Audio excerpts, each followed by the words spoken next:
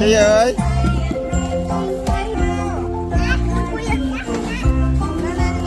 Coca, ora coca. Mày đặt lông máu ấy điều. Hả? Mày đặt lông máu. Anh Đana ơi, mất.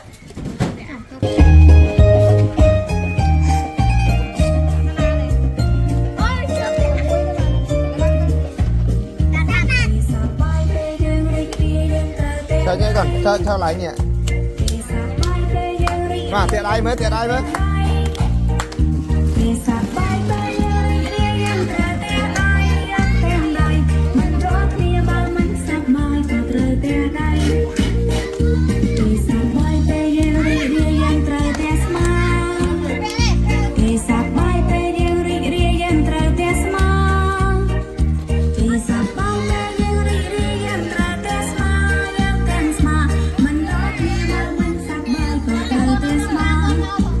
Vì nãy con chặt hàng bây giờ mới hai mà.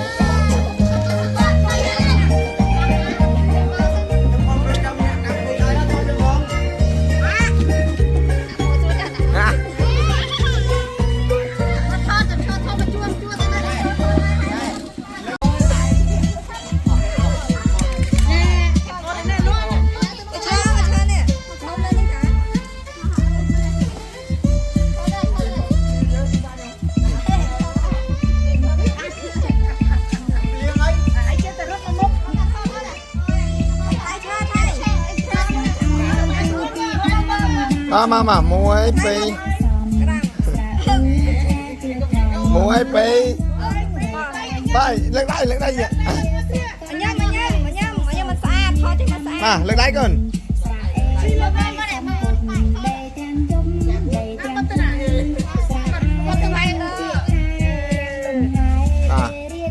đây bán nào khai hả?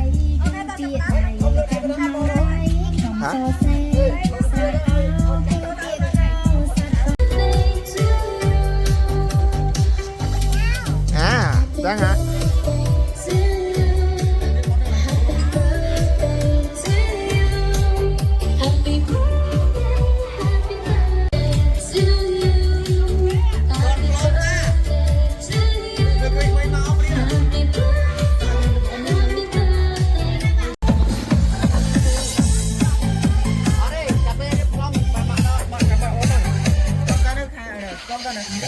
Ta, hai đấy.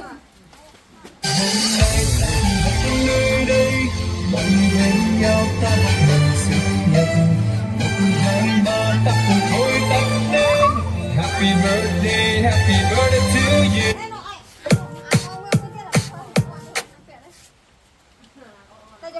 Nè chị pẹ đã thế. Pẹ. Pẹ đây. Ta cho cái kia. Còn gì riêng được không anh? Có ca nó lên sôi nữa.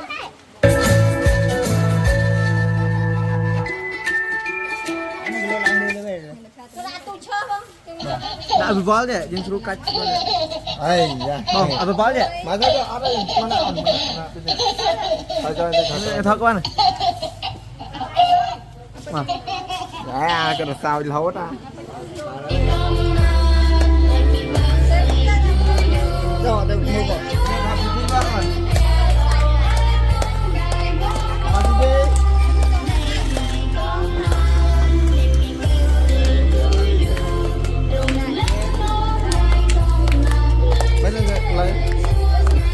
Mà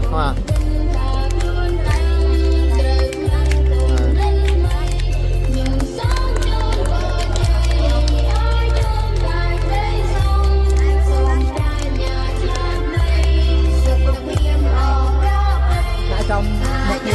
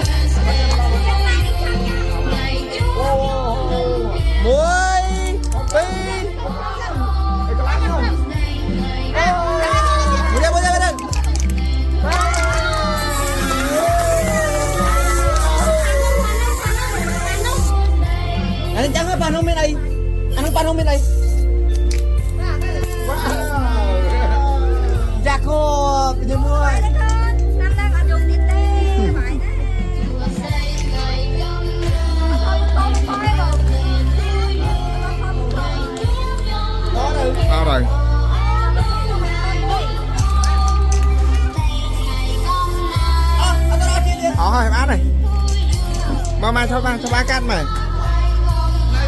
bây giờ là kia tranh nhẹ rồi nè mà thôi chim mà thôi bông á chấm tới chân rồi nè lại thọt nè cái đâu nè thôi vậy là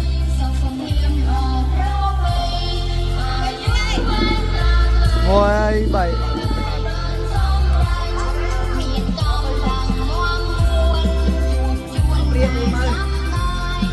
đi khá chỗ đây đi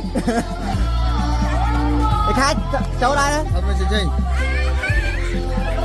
giờ lên kia không các em chỗ đây nè đi xin đây ê dân đây dân này đấy ra ok giờ đây chứ lấy à chứ gì giờ áo này lấy cái này bên này đi các bạn này đi mà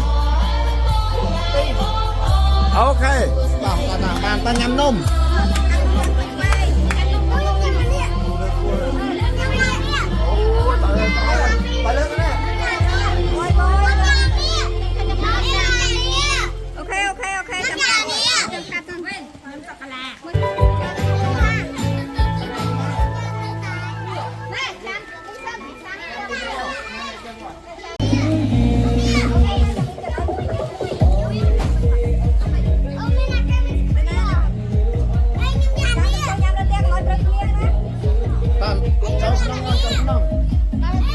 tao cho không té ăn cho không té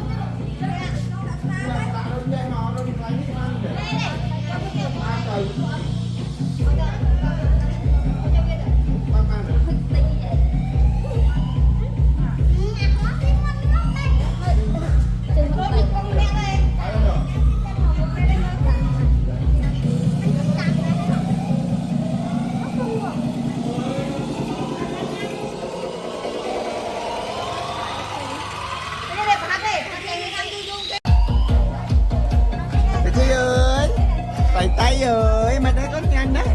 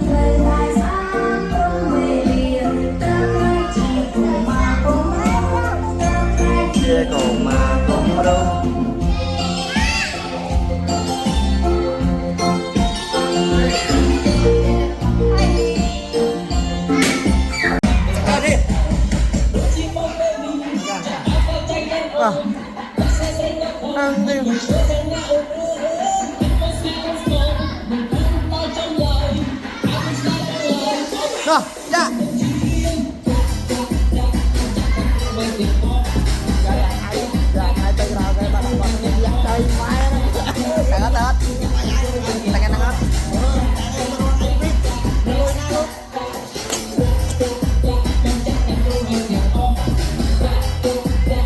Rem, rem aurom.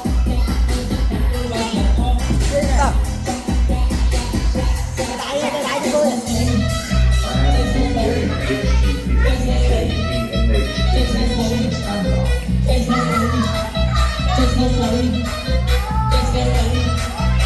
đây đẹp thật không? Ê, nó bỏ lên không?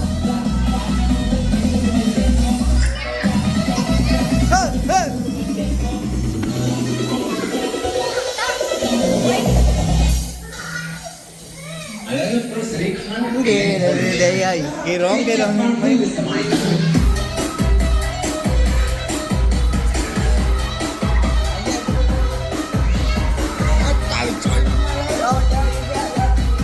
nó mà đang phát không?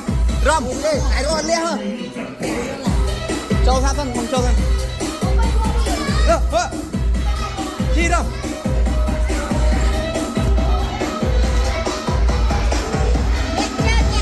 Nhẹ nhẹ. Muối pi bay. Nắng kia ăn để ấy. Sao cái đâu? Bên này nó Rom nó phải cái Rom vậy. Mà chơi này, mà này. Ê, ai làm bên này không còn là này. Mà này. Rom nó này. Iya, cek lagi kayak dia.